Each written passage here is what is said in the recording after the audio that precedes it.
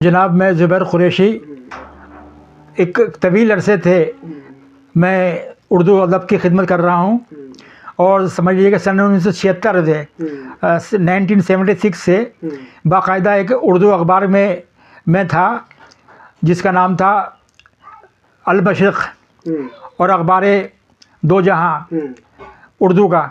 उसके बाद रोज़नामा सहाफ़त में आया और सहाफ़त के अलावा Urdu service, all India radio Urdu service, all India radio Urdu मजलिस में मैंने बहुत प्रोग्राम किए उर्दू के हवाले से। और फिर अल्लाह की रहमत से सन 1986 के अंदर दिल्ली दूरदर्शन पर हमारा एक प्रोग्राम उर्दू का आता था जिसका नाम था बातें उस ज़माने की। तो उसमें तकरीबन मैंने 35 साल तक काम किया अल्हम्दुलिल्लाह इस टीवी एंकर से। आज अफसोस की बात यह है कि टीवी के जितने भी कलाकार थे हमारे उर्दू वाले और फ़नकार थे उर्दू के, आज वो सब उनको फरामोश कर दिया गया और उनको न सिर्फ उनको बल्कि उनकी जो बायोग्राफी थी, उनके जो अक़दामात थे उसको बुला दिया गया। ये अफसोसनाक अलमिया रहा। अब से 20 साल तक हिंदुस्तान में मुख्तलिफ़ प्रोग्राम आते थे उर्दू के। अब बड़ी मुश्किल की बात यह है कि आजकल सारे प्रोग्राम बंद कर दिए गए उर्दू के, और जिन लोगों ने उर्दू को तरक्की के साथ हम आहंगन किया और काफ़ी कामयाबी की, आज उन्हीं लोगों को बुला दिया गया। ये उर्दू की बहुत बड़ी बदकिस्मती है। जैसे ज़ुबैर भाई, दिल्ली के अंदर आए दिन उर्दू डे मनाते हैं जी, तो इसका क्या मकसद हो गया जो उर्दू के लिए जिन लोगों ने पूरी ज़िंदगी लगा दी, आप जैसे शख्सियत? तो जनाब, मैं आपसे ये अर्ज़ कर दूं कि जो उर्दू डे बना रहे हैं उनका कोई मकसद नहीं है। उनका सिर्फ मकसद ये है कि शोहरत मिल जाए उनको और उनका थोड़ा सा टीवी पर या रेडियो पर या अखबारात के अंदर फ़ोटो छप जाए।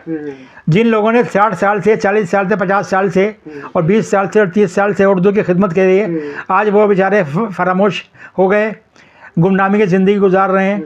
ना उनको पेंशन मिल रही है हुकूमत की तरफ से और ना ही सीनियर सिटीज़न के एतबार से उनको कामयाबी और कामरानी मिल रही है।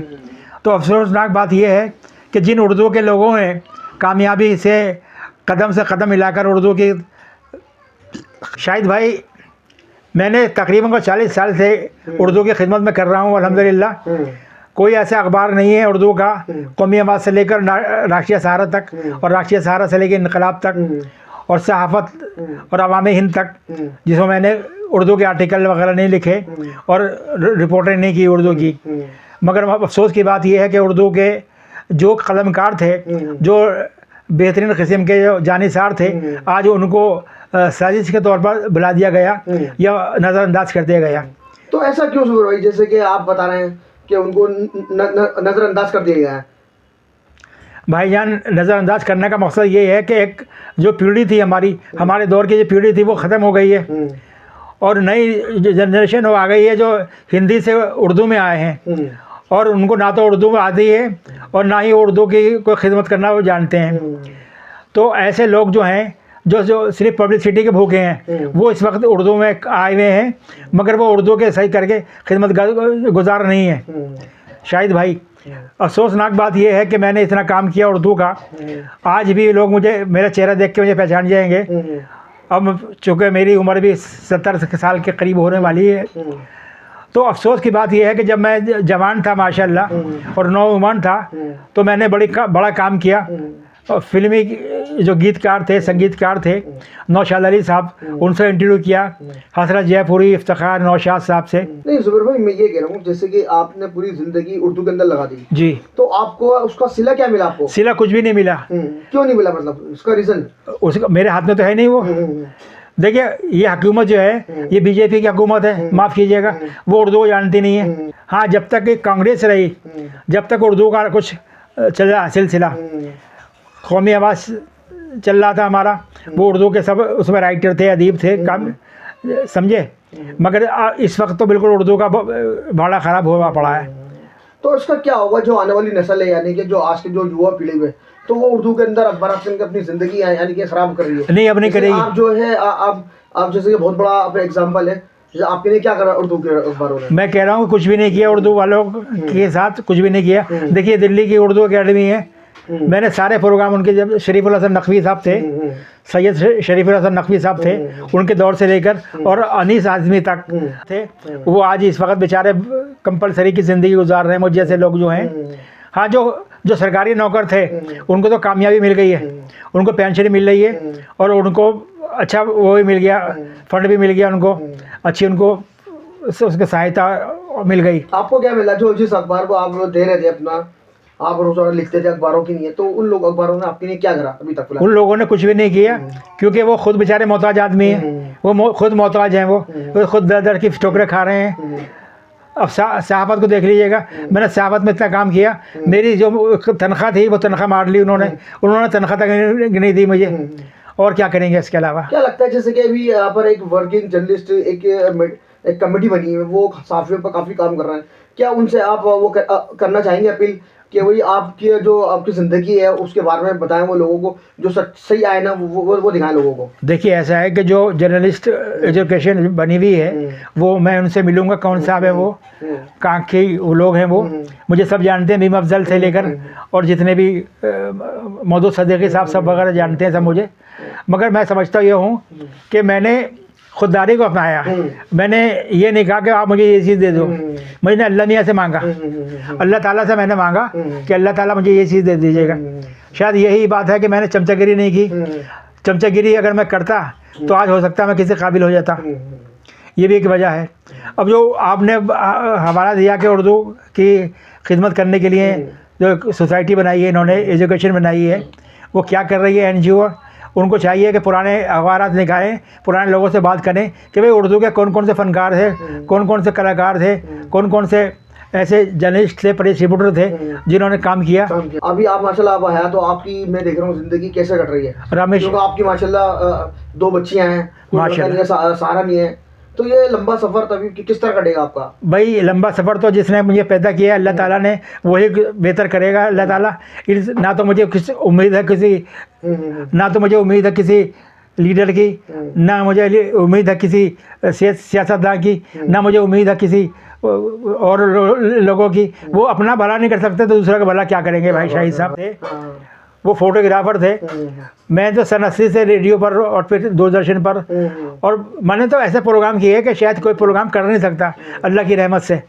नहीं, मैं ये कह रहा हूँ जो सीनियर साथी हैं उनके लिए ऐसे नहीं, जैसे कि बहुत सारी जो एसोसिएशन बनी हुई है, तो आपके लिए कोई ऐसा कोई पेंशन बांधे हो ताकि वो घर तक आप तक पहुँचे, उससे आपका घर का खर्चा चले? जनाब अली, मैं खुद चाहता हूँ कि अल्लाह ताला कोई ऐसा वसीला बनाए, ऐसा सहाफ़ियों का जो एजुकेशन है पर यकीन कामिल रखते हैं, अल्लाह पर हमें पूरा लीडर से या किसी सियासतदान से, किसी NGO से क्या उम्मीद रखेंगे? हम उनके दर पे जाएंगे साहब हम ये चीज़ दे दीजिए, वो क्या देंगे? क्योंकि आपकी जो कलम चलती थी वो बिल्कुल इंसाफ के लिए चलती थी, क्यों एक कलम की ताकत बहुत बड़ी होती है, और ऐसे बहुत सारे जो आज मैं ये कहूँगा जैसे सियासतदान, आपने उनके लिए बहुत काम करा। मैंने उन लोगों ने आपके लिए क्या करा अभी तक? उन लोगों ने कुछ भी नहीं किया, उन लोगों को ये नहीं मालूम कि मैं कहाँ पर हूँ, क्या कर रहा हूँ, क्या नहीं कर रहा हूँ। अच्छा ज़ुबैर भाई, मैं एक बीच में बात करता हूँ, अभी तक जब से आपकी तबीयत खराब हुई है कोई आपको कोई पूछने वाला आया है? नहीं, कोई नहीं आया, आपके अलावा कोई नहीं आया। शाहिद भाई, आप वाहिद आदमी हैं, अल्हम्दुलिल्लाह अल्लाह ताला ने आपको दिल में इस बात की उनसियत डाली है, मोहब्बत डाली है, क्योंकि आप भी एक रिपोर्टर हैं, और एज ए रिपोर्टर आपके अंदर इस बात की चाहत है भाई हम भी देखें उन लोगों को, वो पहले कभी जिनकी तोती बोलती थी आज वो कहाँ हैं।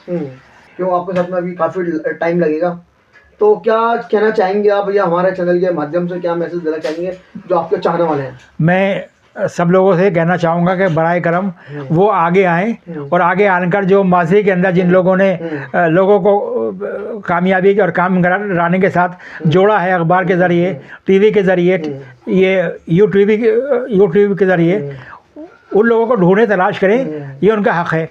देखिए, जब मैं जवान था और नौजवानी के आलम में जब मैं एक पत्रकार बना तो मैंने ऐसे ऐसे लोगों को ढूंढा फिल्म इंडस्ट्री बम्बई में जाकर कि जो बेचारे पहले चलते थे बहुत कुछ मगर अब कुछ नहीं थे वो, तो उन लोगों ने मेरी बहुत तारीफ़ की और बहुत खुश हुए वो इस बात को देखकर। हज़रत जयपुरी, नौशाद, जॉनी मकर, महमूद साहब और इफ्तिखार साहब कि आपने हमें बुढ़ापे के अंदर तलाश किया, मगर खुदा का शुक्र है आपने तलाश तो हमें कर लिया। लेकिन आज के इस जनरेशन में मैं देख रहा हूँ कि कोई ऐसी वो नहीं है। लोग नहीं कर रहे, हम जैसे लोगों को तलाश नहीं कर रहे, तो आवाज़ भी वो काम नहीं कर रही जो पहले। बिल्कुल जो आपकी अभी देखना सुनना है, आवाज़ में थोड़ा लर्जा आ रहा है। माशाल्लाह हमने आवाज़ देखी थी तो वो आज जान नहीं आपकी आवाज़ में। वजह क्या है कि आवाज़ तो यूँ नहीं है ना कि कोई हमारे कोई टेंशन, भाई सबसे बड़ी टेंशन कारोबार की है आदमी की। रोज़ी रोटी अगर चलती है आदमी की, तो आदमी की आवाज़ भी होती है, अंदाज़ भी होता है, समझे नहीं। लेकिन अब तो ना तो अंदाज़ है ना आवाज़ है।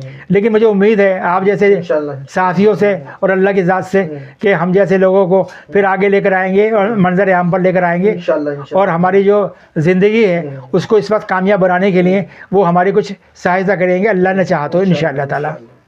तो वो पूछते हैं कि ज़ुबैर भाई का हालचाल क्या है, ज़रा आपने जो हालचाल है वो भी बता दीजिए। मेरे दोस्त रूबरू हैं, अल्लाह का बहुत बड़ा शुक्र है, अल्लाह का बहुत बड़ा कर्म फजल है, मेरे हालात बहुत अच्छे हैं अल्हम्दुलिल्लाह।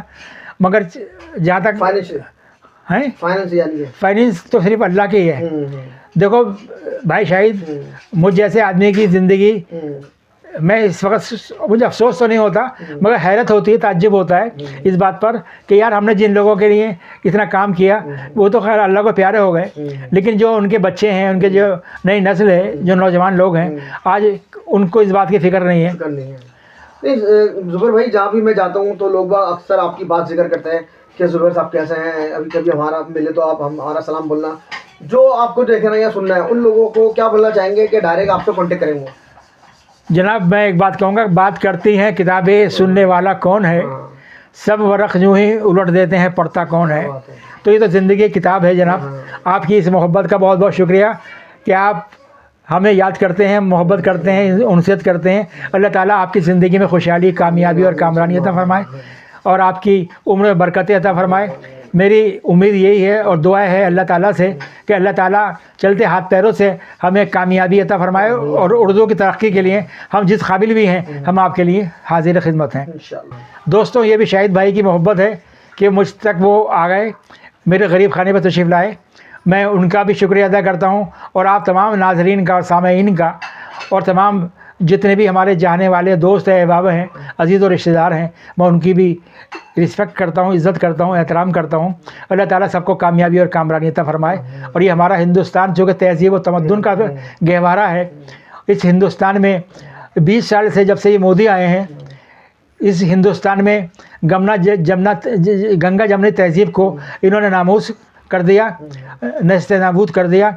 और अब मुझे उम्मीद है इंशाअल्लाह शाहिद भाई जैसे नौजवान फिर दोबारा से कामयाबी के साथ हमकिनार होंगे और ऐसे लोगों को ढूंढ कर कामयाबी के साथ प्रोग्राम करने की उनको तौफीक बख्शेंगे। इसी के साथ मैं इजाज़त चाहता हूँ। अल्लाह हाफ़िज़।